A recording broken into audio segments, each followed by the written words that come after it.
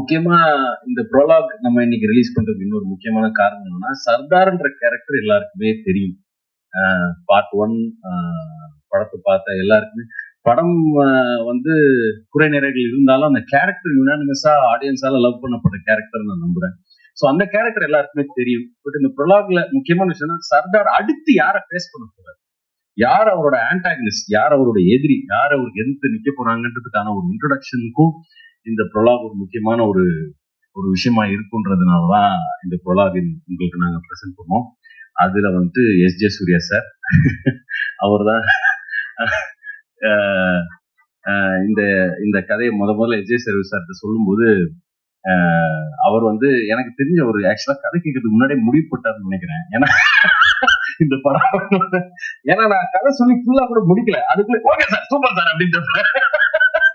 So ரொம்ப நன்றி sir S J. Surya sir இந்த படத்தை ஒத்துக்கிட்டதுக்கு. வந்திருக்க பிரஸ் நண்பர்களுக்கு நன்றி. மறுபடியும் மீட் முபாரக். நன்றி.